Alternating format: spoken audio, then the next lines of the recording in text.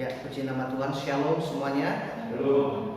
Nah, di bulan yang lalu kita telah belajar mengenai kemerdekaan yang sejati, dan di bulan ini kita akan belajar tentang iman yang sejati. Katakan iman yang sejati. Nah, saudara, iman itu begitu penting sebab firman Tuhan berkata di dalam Ibrani pasal 11, tanpa iman tidak mungkin orang berkenan kepada Allah. Jadi iman itu sesuatu yang penting. Tanpa iman tidak ada satu orang pun di antara kita yang berkenan di hadapan Allah. Oleh sebab itu inilah dasar. Makanya Ibrani pasal 11 berkata iman itu adalah dasar dari segala sesuatu yang kita harapkan dan bukti dari segala sesuatu yang tidak kita lihat. Iman itu adalah dasar. Nah, apakah artinya dengan iman? Yang dimaksud dengan iman? Apakah yang dimaksud dengan iman? Iman itu adalah secara simpel percaya kepada Allah. Kalau saudara membaca di dalam Ibrani pasal 11 ayat yang ke-6, saya bacakan bagi kita ya. Tetapi tanpa iman tidak mungkin orang berkenan kepada Allah. Sebab barang siapa berpaling kepada Allah, ia harus percaya bahwa Allah ada dan bahwa Allah memberi upah kepada orang yang sungguh-sungguh mencari Dia. Saudara, dikatakan di sini sebab barang siapa yang berpaling kepada Allah, ia harus percaya bahwa Allah ada. Jadi dengan kata lain, iman itu percaya bahwa Allah ada, percaya kepadanya, dan percaya bahwa Allah akan memberi upah kepada orang yang sungguh-sungguh mencari Dia. Itu sebabnya Ibrani pasal 11 berkata tentang definisi iman itu adalah dasar dari segala sesuatu. Jadi dengan sederhana, kata iman itu artinya percaya bahwa Allah ada. Dan itulah yang menjadi dasar segala sesuatu yang kita harapkan. Nah, berbicara mengenai iman, maka kita harus belajar kepada satu pribadi hamba Allah yang ada di dalam Alkitab. Kalau mau belajar soal pujian penyembahan, maka belajarlah kepada Daud. Karena memang dia dipakai Tuhan untuk membangun pondok Daud, yaitu suatu pondok di mana ada doa, pujian dan penyembahan kepada Allah Israel. Tetapi kalau mau belajar tentang iman, mari kita belajar kepada satu tokoh yang namanya Bapak orang beriman. Siapa namanya? Abraham. Katakan Abraham. Nah, saudara yang dikasih Tuhan, kita harus belajar kepada Abraham. Apa yang harus kita pelajari kepada Abraham? Yang pertama, Abraham menerima janji Allah. Di dalam Kejadian pasal 12 ayat 1 dan 2, Tuhan berfirman kepada Abraham untuk pergi meninggalkan keluarganya, untuk pergi meninggalkan rumah ayahnya, meninggalkan keluarganya dan pergi kepada satu tempat yang akan Tuhan tunjukkan. Dia menerima janji Allah bahwa Tuhan akan memberkati hidupnya di negeri yang akan dituju. Tuhan akan membuat namanya menjadi masyhur, dan oleh dia bangsa-bangsa akan memperoleh berkah. Abraham menerima janji Allah. Dan bukan hanya itu, saudara, Allah juga berjanji kepada Abraham mengenai keturunannya. Karena pada waktu itu Abraham belum mempunyai anak. Ada satu pergumulan di dalam dirinya dan Allah tahu, sehingga Allah berjanji kepada Abraham bahwa suatu saat Allah akan memberikan keturunan kepada Abraham. Itu yang pertama, bahwa Abraham menerima janji Allah. Tahukah saudara bahwa saudara dan saya, setiap kita orang yang percaya kepada Tuhan, dicatat di dalam Galatia pasal 3 ayat 29, bahwa setiap kita yang telah percaya kepada Yesus Kristus, kita adalah keturunan Abraham dan orang-orang yang berhak menerima janji Allah. Amin, saudara. Di dalam Yesus Kristus itu, kita itu disebut anak-anak Abraham dan berhak menerima setiap janji-janji Allah.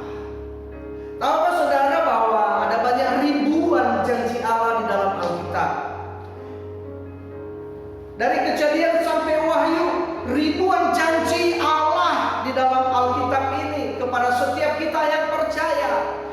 Dan setiap orang yang percaya di dalam Yesus Kristus, saudara dan saya berhak menerima janji-janji Allah ini. Saya tidak tahu apa kebutuhan saudara saat ini di rumah. Mungkin engkau sedang membutuhkan janji kesembuhan. Mungkin engkau sedang membutuhkan janji kekuatan. Mungkin engkau sedang membutuhkan janji penyertaan Tuhan. Mungkin engkau sedang membutuhkan janji kemenangan. Hari ini, dengarkan, itu adalah bagian daripada setiap kita. Janji Allah yang ada tertulis di dalam Alkitab ini, itu adalah bagian kita, itu adalah hak kita, itu adalah warisan kita, itu adalah milik pusaka kita. Yang kedua, setelah Abraham menerima janji Allah, bagaimana responnya? Responnya adalah percaya dalam hati. Katakan bersama-sama, percaya dalam hati. Saudara yang dikasihi Tuhan, mari kita lihat di dalam kitab Roma pasal 4 ayat 18 sampai dengan 21. Di dalam kitab Roma pasal 4 ayat 18 sampai dengan 21 saya bacakan bagi kita. Sebab sekalipun tidak ada dasar untuk berharap, namun Abraham berharap juga dan percaya bahwa ia akan menjadi bapa banyak bangsa menurut yang telah difirmankan, demikianlah banyaknya nanti keturunanmu. Ayat 19, imannya tidak menjadi lemah walaupun ia mengetahui bahwa tubuhnya sudah sangat lemah, karena usianya telah kira-kira 100 tahun, dan bahwa rahim Sarah telah tertutup. Ayat yang ke-20, tetapi terhadap janji Allah ia tidak bimbang karena ketidakpercayaan, malah ia diperkuat dalam imannya dan ia memuliakan Allah dengan penuh keyakinan bahwa Allah berkuasa melaksanakan apa yang telah ia janjikan. Katakan amin. Inilah respon daripada Abraham ketika dia terima janji Allah. Dia meresponi dengan percaya tanpa bimbang, percaya dengan segenap hati tanpa ragu. Saya berdoa setiap kita orang yang percaya kepada Tuhan, ketika kita mendengar firman Allah, ketika kita membaca firman Tuhan, kita meresponi firman Tuhan itu dengan percaya sungguh-sungguh dalam hati kita. Kita tidak perlu bimbang bahwa firman Allah itu ya dan amin. Allah berkuasa menggenapi apa yang Ia janjikan. Saudara yang dikasihi Tuhan, untuk percaya kepada firman Allah ada namanya ujian. Abraham diuji, dia diperhadapkan dengan suatu keadaan yang mustahil. Tentang Allah telah berjanji kepadanya bahwa Allah akan memberikan keturunan. Tahukah saudara bahwa Abraham mengalami ujian? Dia diperhadapkan dengan situasi kenyataan yang dia lihat tidak mungkin. Saudara, mungkin juga hal yang seperti ini kita alami. Rasanya kok belum sembuh, rasanya kok belum dipulihkan. Padahal kita sudah percaya kepada Tuhan. Dialah penyembuh kita, Dialah pemulih kita, Dialah penolong kita. Saudara, iman yang sejati adalah iman yang tidak berubah, tetap percaya kepada janji Allah, tetap percaya kepada firman Allah, sekalipun kita diperhadapkan dengan situasi yang berubah. Itulah Abraham, dan itulah iman yang sejati. Dia diperhadapkan dengan keadaan istrinya yang sudah tua. Bahkan Alkitab jelas mencatat, sudah tidak mungkin bagi seorang wanita yang mati pucuk untuk bisa melahirkan seorang anak. Abraham diperhadapkan dalam situasi ini. Nah, apa yang dikatakan Alkitab?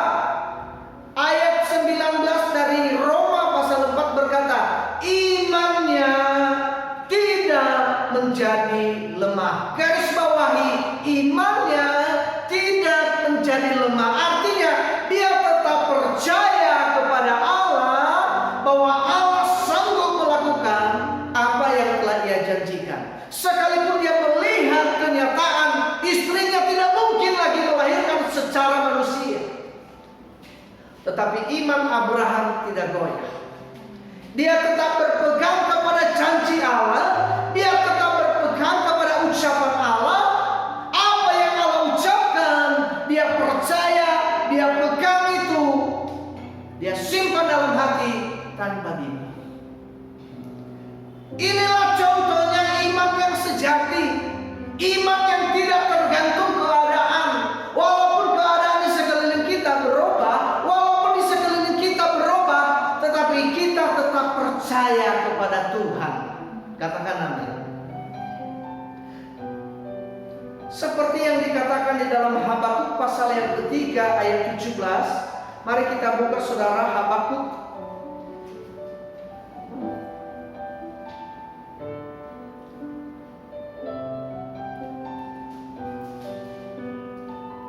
Habakuk pasal yang ketiga ayat 17 sampai dengan 19 saya bacakan.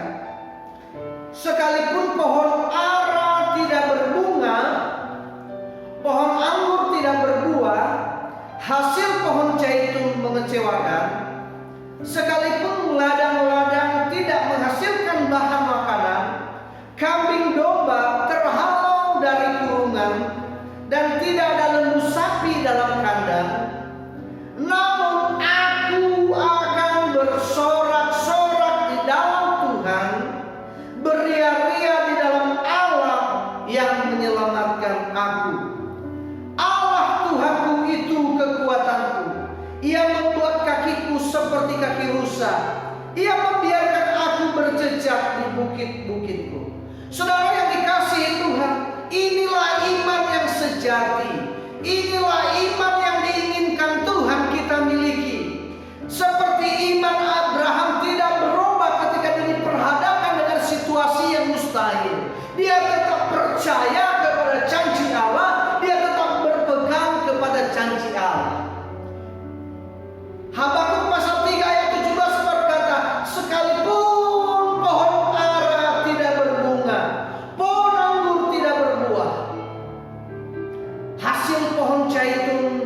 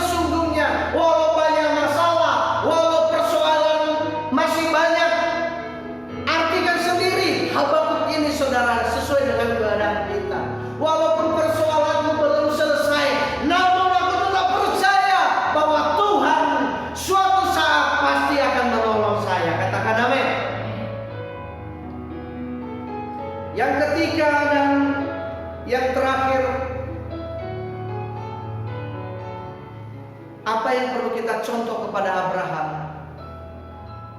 Yang ketiga, Abraham taat firman Tuhan. Katakan taat firman Tuhan.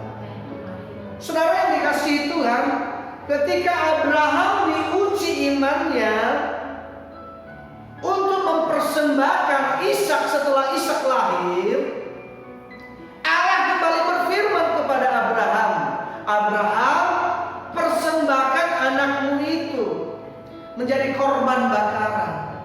Apakah yang dilakukan oleh Abraham? Hanya ada satu yang dilakukan oleh Abraham, yaitu taat. Abraham taat kepada firman Allah. Ketika dia dipanggil oleh Allah keluar dari rumah bapaknya, dari sana saudaranya, dia pergi ke suatu negeri yang belum dia tahu, belum diketahuinya. Dia juga taat keluar. Tahukah saudara, di dalam Alkitab setiap ketaatan itu mendatangkan mujizat. Setiap kita mentaati firman Tuhan, maka kita percaya bahwa kita pasti akan mengalami mujizat. Di mana-mana setiap ketaatan akan terjadi mujizat. Contoh, ketika Tuhan Yesus mengadakan mujizat, air diubah oleh Tuhan menjadi anggur dalam pernikahan di Kana. Ketika ada orang-orang yang taat, ketika Tuhan Yesus menyuruh para pelayan-pelayan, isilah seluruh tempayan-tempayan itu penuh dengan air. Lalu setelah mereka mengisi penuh dengan air, Tuhan Yesus memerintahkan kepada mereka, lalu cekoklah dan bawalah kepada pemimpin pesta. Saudara, ketika ada yang taat, maka di sana ada mujizat.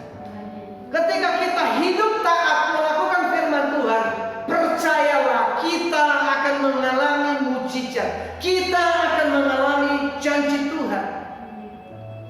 Ada satu kisah di dalam Alkitab, seorang janda namanya janda di Sarfat.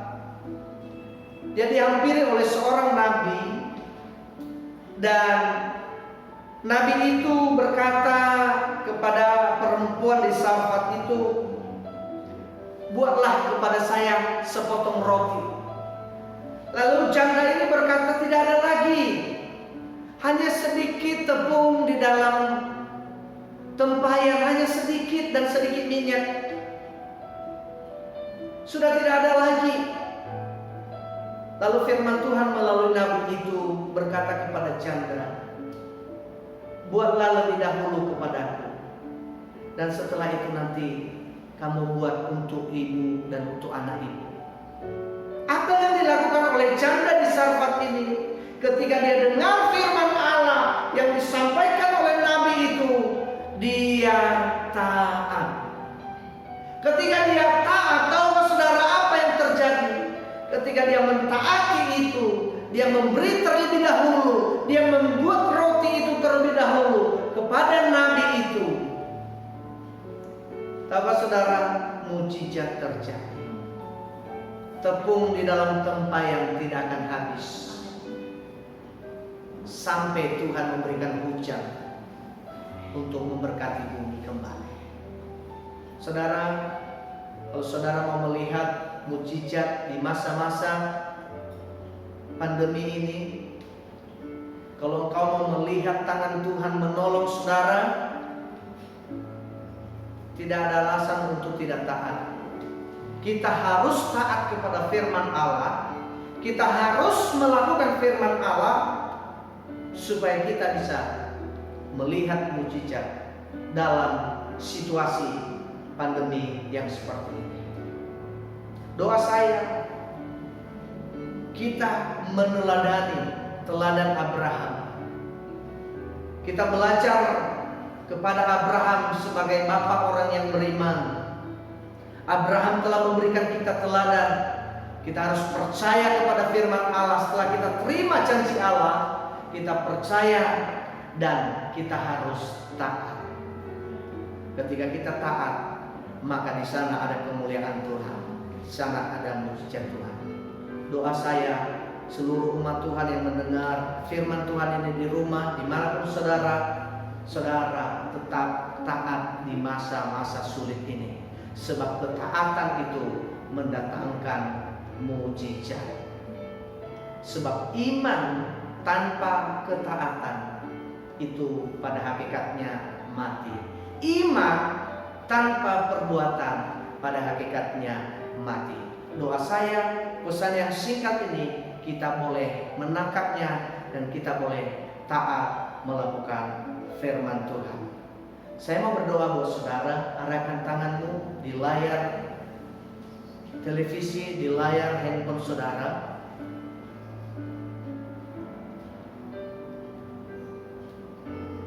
Tuhan tahu apa yang kau butuhkan. Tuhan sangat tahu apa yang kau butuhkan saat ini. Yang Tuhan minta, engkau tetap percaya kepada firman-Nya dan engkau taati. Maka Tuhan berkata, Dia akan melakukan bagiannya. Dia akan menyembuhkan, Dia akan menolong, Dia akan melindungi, Dia akan memberikan kemenangan kepadamu. Tuhan, aku berdoa buat seluruh umat-Mu yang telah mendengar firman ini. Ulurkan tangan-Mu dan jamah mereka. Berkati mereka Tuhan dimanapun mereka mendengar firman ini. Berkati setiap keluarga-keluarga. Pelihara mereka di dalam nama-Mu Bapa. Di dalam nama Tuhan Yesus kami mengucap syukur dan percaya. Haleluya, sama-sama katakan amin. Tuhan Yesus memberkati.